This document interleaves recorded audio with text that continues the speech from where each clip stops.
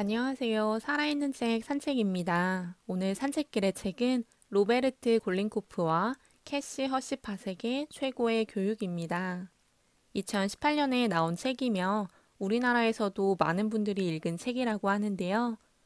미국 최고 권위의 발달 심리학자이자 델라웨어 대학교 심리학 및 교육학 인지과학 교수 로베르타 골린코프와 교육 쪽에서는 너무나 유명한 국제유아연구협회 회장인 캐시 허시파색이 함께 쓴 책이라고 합니다.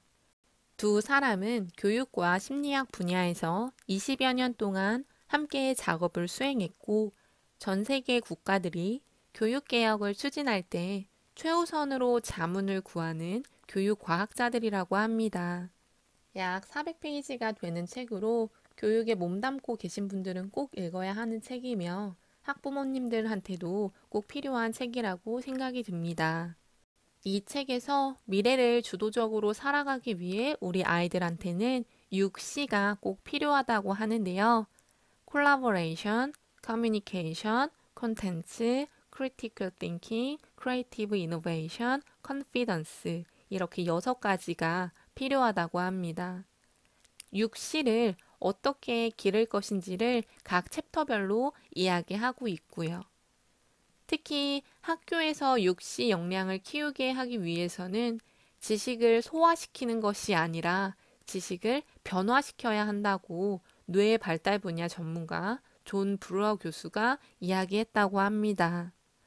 우리는 만약 이렇다면 어떨까? 라는 질문을 최대한 많이 떠올려서 우리 아이들의 미래를 위해 우리 교육이 어떻게 변화할 수 있을지를 생각해 보는 것이 이 책의 목표라고 합니다. 이 책은 총 11장으로 구성되어 있으며 1장에서 4장까지를 먼저 살펴보면 1장은 과거의 방법으로 미래에도 성공할 수 있는가에 대해 질문하면서 성공의 의미를 이야기합니다. 단적으로 말하면 과거에 성공적인 인재가 될 수 있도록 하던 교육으로는 미래는 절대 성공할 수 없다는 것이죠. 그래서 아이를 성공으로 이끌어주는 요소, 미래를 주도적으로 이끌어 나가는 인재에게 필요한 역량인 6C를 꼭 기를 수 있게 해야 한다는 것인데요. 2장에서는 교육이 어떻게 잘못된 길로 들어섰는지에 대해서 이야기하고 시험 문화로 돌입한 것이 잘못된 길로 들어서고 있는 과정 중 하나라고 합니다. 학생들이 무조건적인 암기를 통해서 미래에 필요한 역량을 갖기 위한 교육이 전혀 이루어지지 않다고 하는 것인데요.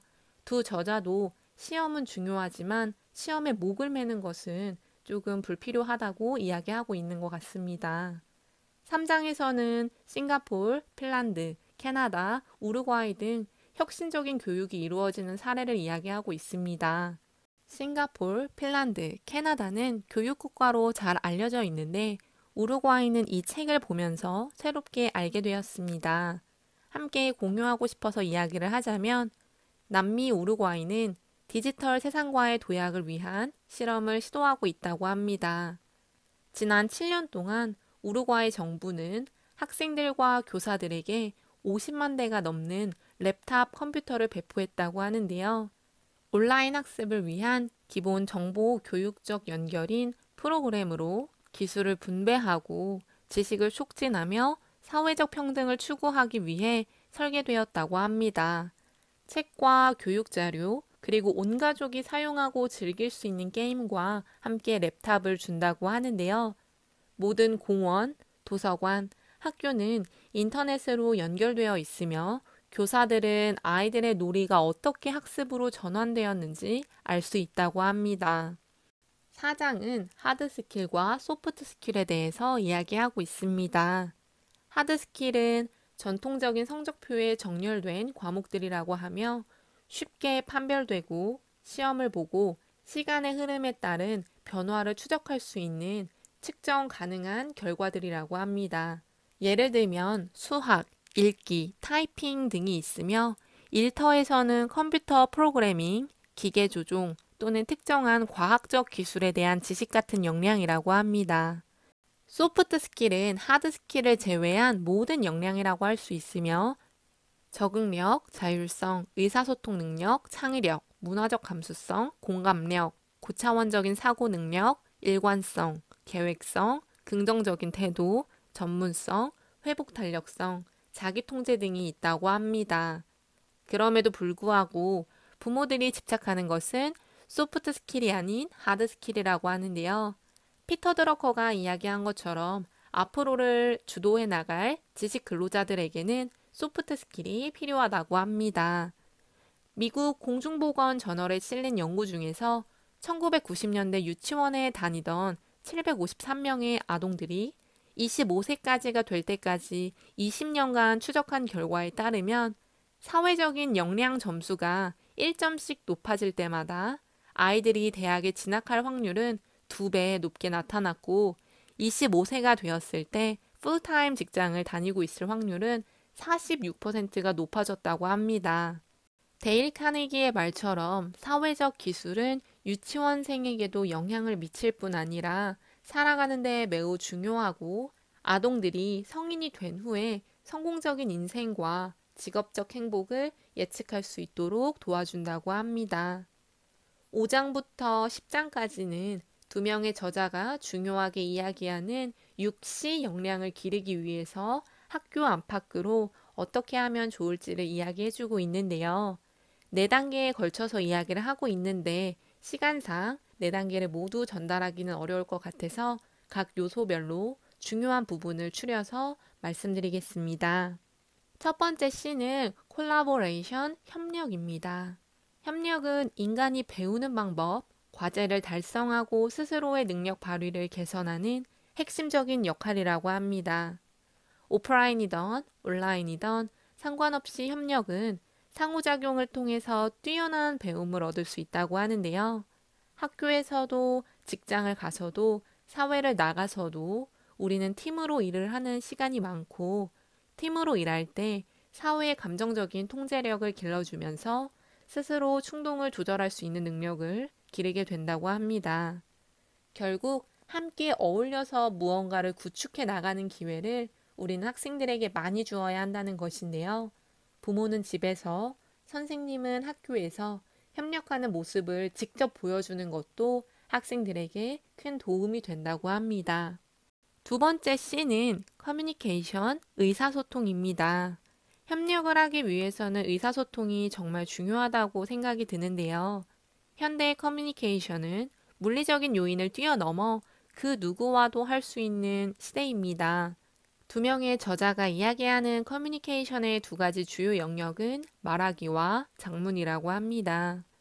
기술은 발달하나 사람들이 말을 하거나 쓰는 양은 줄어들게 되면서 점점 의사소통이 적어지게 되고 사회적 동물인 인간에게 필수적인 대화가 없어지게 된다는 것인데요. 이런 상황에서 우리는 아이들에게 효과적인 의사소통을 하는 것이 협력을 할 수 있는 지름길임을 알려주고 의사소통에서 중요한 경청, 말하기, 쓰기 능력을 기를 수 있도록 도와주어야 합니다. 또한 영유아가 언어를 배우는 가장 큰 통로는 주위에서 많은 이야기를 하는 것이기 때문에 직접적으로 말이 왔다 갔다 하는 상호작용을 많이 해야 한다고 합니다. 세 번째 C는 콘텐츠인 학습 내용입니다. 두 명의 저자는 시험과 평가에 반대하지는 않는다고 하지만 우리 교육은 너무 콘텐츠, 즉 학습 내용에 치우쳐서 나머지 C를 방치하고 있다고 하는데요.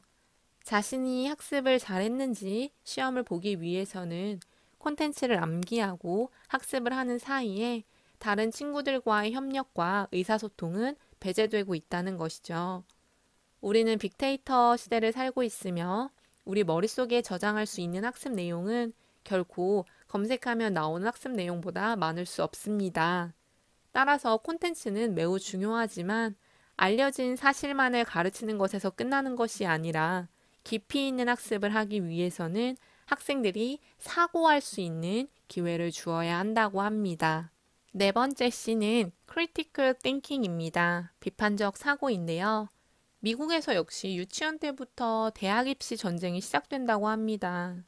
작가 프랭크 브루니는 어떤 대학에 가는지가 당신이 어떤 사람이 될지 말해주지 않는다 라는 그의 저서를 통해서 명문대학으로 이끄는 명문 사립학교는 자녀나 부모의 삶에 반드시 중요한 것은 아니라고 주장합니다. 우리나라 대부분 사람들도 동의를 하지 않을까 싶은데요.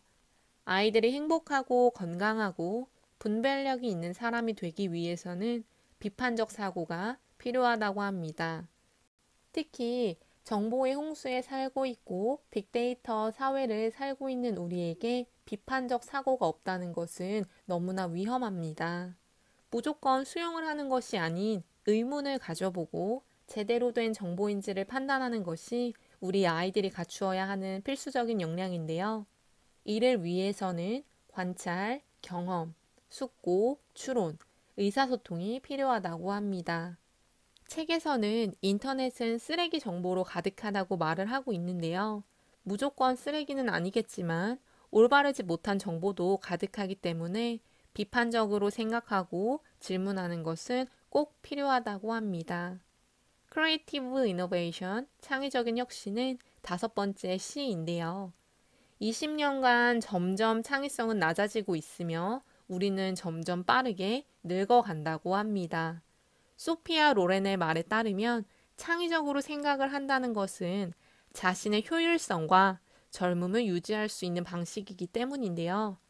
특별한 사람들에게만 있다고 생각하고 예술 분야에서만 활용이 되고 천재에게만 창의성이 있다는 오해로부터 우리는 벗어나야 한다고 합니다. 누구든지 창의성을 가질 수 있고 어느 분야에나 필요하다는 것인데요. Out of box, 우리는 고정관념에서 벗어나야 하지만 창의성을 가질 수 있다고 합니다. 아예 새로운 것을 만들어내는 것도 물론 창의적이겠지만 낡은 것에서 새로운 것을 만들어내는 것도 창의성을 발휘하는 것이라고 이야기하고 있습니다. 따라서 아이들이 창의성을 발휘할 수 있도록 하려면 창의적 표현을 했을 때 적극적으로 격려해 주는 것이 필요하고 자신감과 끈기를 가질 수 있도록 응원을 해야 한다고 합니다. 더 나아가서 아이들이 충분히 창의성을 발휘할 수 있는 공간을 마련해 주고 안 된다는 이야기는 하지 않는 것이 좋다고 하네요.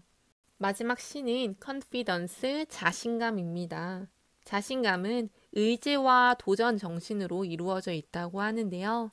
장기적인 목표를 달성하기 위해서 아이들은 열정과 인내심, 지구력을 가질 수 있도록 격려해야 한다는 것입니다. 시도하고 또 시도하고 성공하지 못했어도 다시 시도하고 또 시도를 하라는 것이 자신감의 주제라고 합니다. 아이들이 생각의 경계를 넓혀갈 수 있도록 하기 위해서는 우리는 반드시 아이들이 실패를 하도록 해야 한다고 하는데요.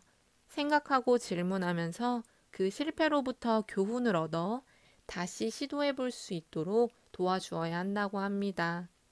이런 과정에서 긍정적인 반응을 받으면 아이들은 해보겠다는 의지와 끝까지 해내겠다는 도전 정신을 가지게 된다고 합니다. 우리는 실패할 용기를 기르고 더 나아가 자신감을 기르게 하기 위해서 아이들이 시도할 수 있고 실패해도 다시 하면 된다는 환경을 만들어주는 것이 필요합니다. 마지막 11장에서는 미래형 인재를 만드는 큰 그림을 이야기하고 있습니다. 저도 학부 때 배웠던 내용으로 레지오 에밀리아 교육에 대해서 이야기를 하고 있는데요.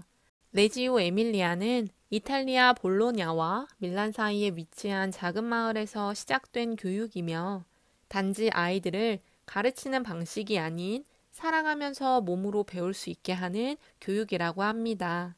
한 마을에서 프로젝트 활동을 통해 전체적으로 교육이 이루어지기 때문에 마을의 공동체에 사는 아이들은 자신이 속한 공동체의 시민으로 성장할 수 있는 기회를 가지게 된다고 하는데요. 레지오 에밀리아 교육을 통해서 아이들은 또한 육시 역량을 배울 수 있다고 합니다.